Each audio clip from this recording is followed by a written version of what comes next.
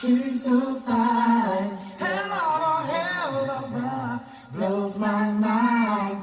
Hell of a hell of a lights my day.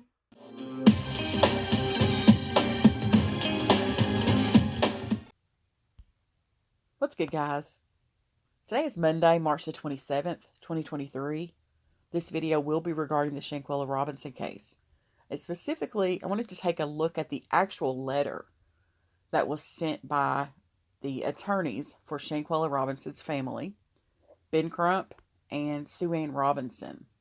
And they sent this letter on March the 13th of 2023 to President Joe Biden and also to Secretary of State Anthony Blinken. And there are some things that we actually learned from this letter.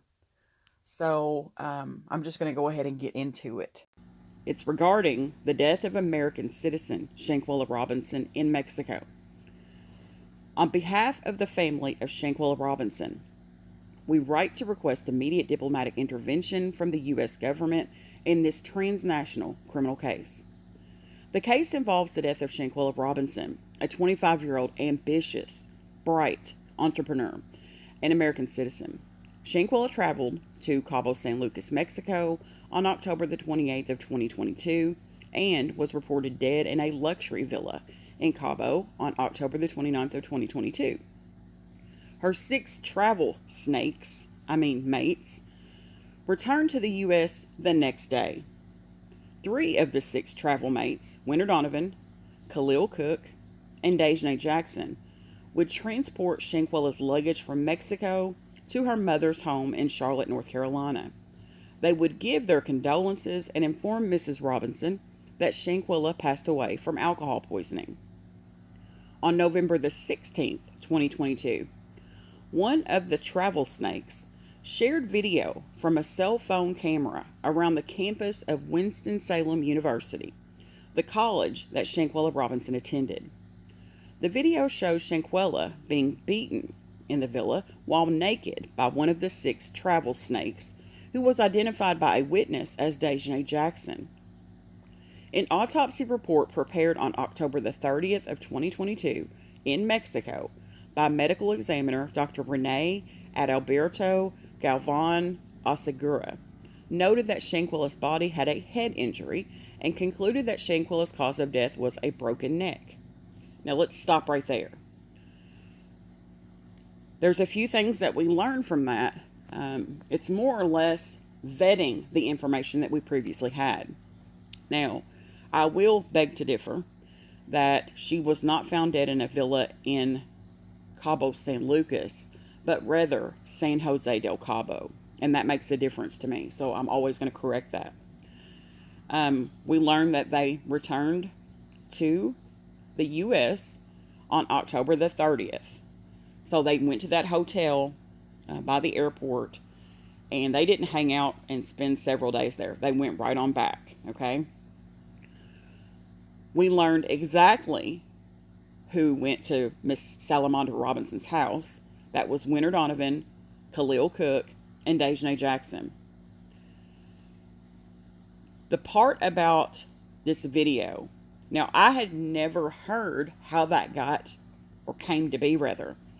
And it says on November the 16th, one of these people that went on this trip shared that video off their cell phone, apparently to someone who was a student at Winston-Salem University. And it spread like wildfire. And that's how the video went viral. Now, that's pretty low down and disrespectful, considering that was Shanquella Robinson's alma mater. But anyways, let's get back into this. After the video of the beating of Shanquella Robinson surfaced online, the Attorney General's office in Baja California Sur initiated a criminal investigation. As a result of the investigation, a warrant was issued for Daejhanae Jackson by Mexican law enforcement, one of the 6 travel snakes who fled to the U.S. after Shanquella was pronounced dead.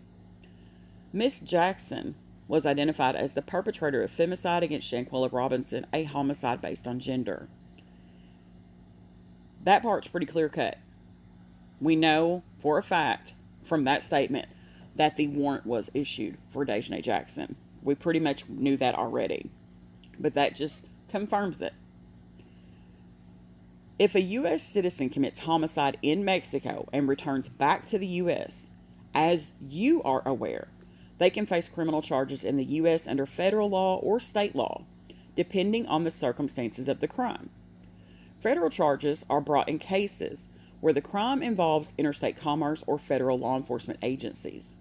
We know in a transnational case where evidence was possibly transported and persons of interest communicated with each other via cell phone, federal charges could be brought against those responsible for Shanquella's death. Under federal law, the most likely charge that could be brought against someone primarily responsible would be a violation of 18 United States Code Section 1112, which covers manslaughter and involuntary manslaughter. If the individual's actions meet the requirements of murder under the federal law, they could also be charged with a violation of 18 U.S.C. Section 1111. Federal charges that could be brought against co-conspirators to a homicide include conspiracy to commit murder, aiding and abetting, accessory after the fact, and obstruction of justice. Now let's stop right there. Now what he's doing pretty much here is just letting them know that he knows that if a U.S. citizen goes down to Mexico and commits a crime and comes back to the United States, that federal charges can be brought when there's interstate commerce or federal law enforcement agencies get involved. And he's saying that in a transnational case such as this,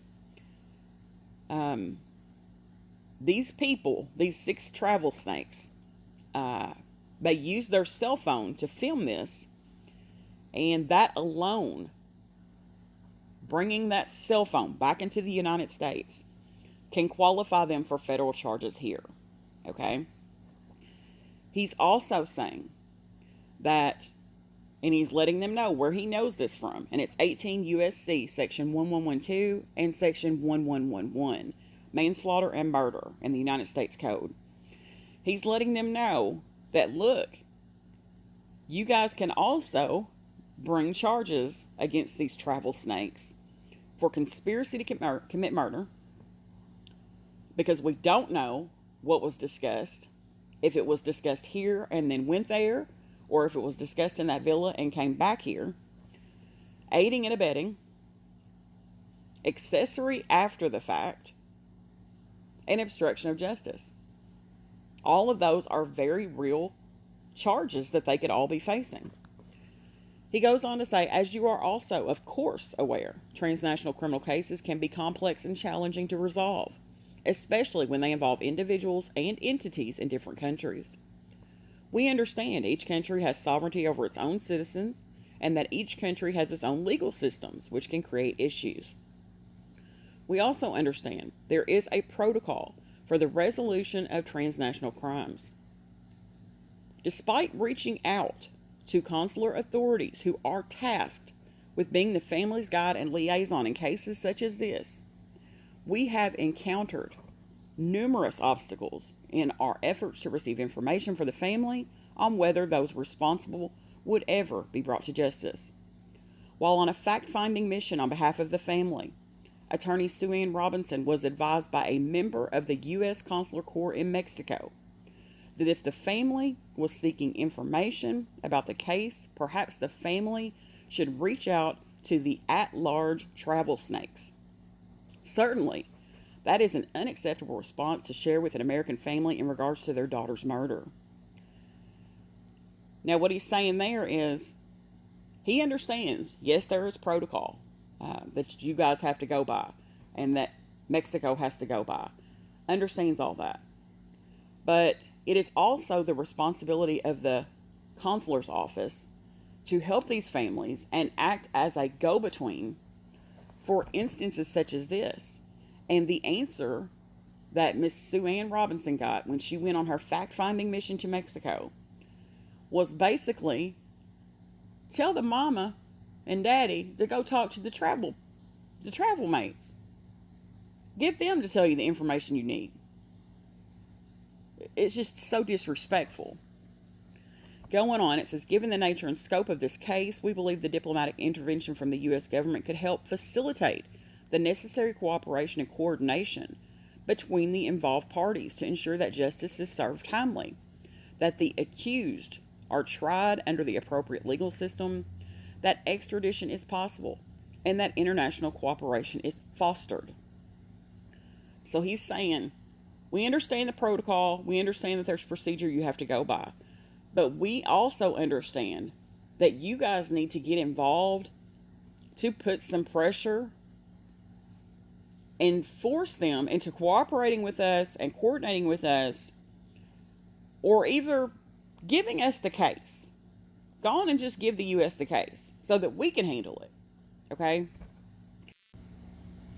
He goes on to say the U.S. can follow the extradition protocol and turn over the individual, or individuals plural, responsible for Shanquella's death to Mexican authorities.